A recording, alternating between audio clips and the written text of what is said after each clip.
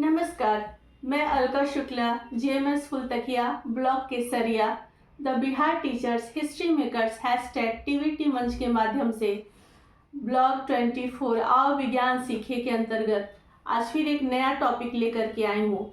और ब्लॉग 16 के अंतर्गत हमारे आज के मेहमान हैं Newton sir. Good morning Nandu, Chinki Minki.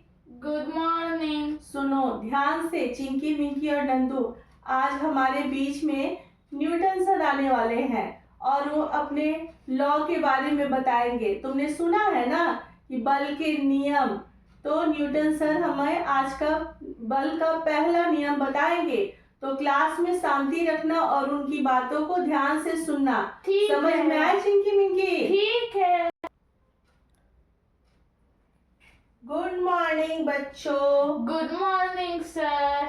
मैं हूँ न्यूटन और आज मैं अपने फर्स्ट लॉ के बारे में बताने जा रहा हूँ। ध्यान से समझना। कोई भी वस्तु स्थिर है या एक समान गति से चल रही है तो वह तब तक स्थिर रहेगी या एक समान गति से तब तक चलेगी जब तक कि कोई बाहरी बल न लगाया जाए। जैसे ये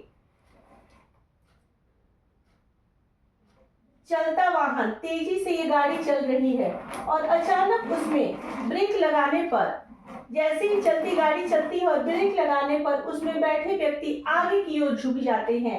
ये मेरे फर्स्ट लॉ का सिद्धांत है और इसे जड़त्व का भी सिद्धांत है कहते हैं, क्योंकि गाड़ी तो गतिशील है लेकिन उसमें बैठा जो व्यक्ति है वो स्थिर अवस्था में है, यानी वो जड़ है, मतलब रुका हुआ है, स्थिर है। और जब चलती रेलगाड़ी या फिर चलती तेज वाहन एक ही बार जब झटके से ब्रेक लगने पर रुकती है तो व्यक्ति आगे की ओर झुक जाता है। उसी तरह जैसे मान लो ये रुकी हुई गाड़ी है और जब वो अचानक स्टार्ट होती है तो उसमें बैठा व्यक्ति पीछे की ओर झुक जाता है।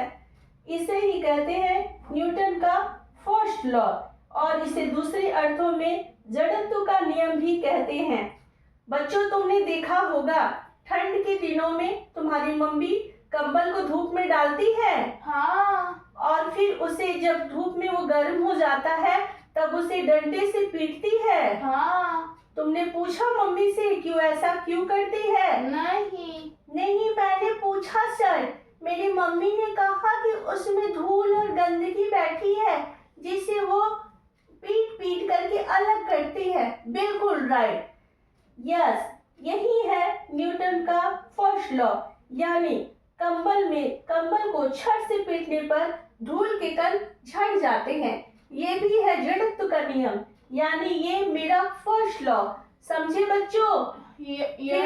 फिर मैं मिलता हूँ अगले सेकंड अपने लॉ के साथ।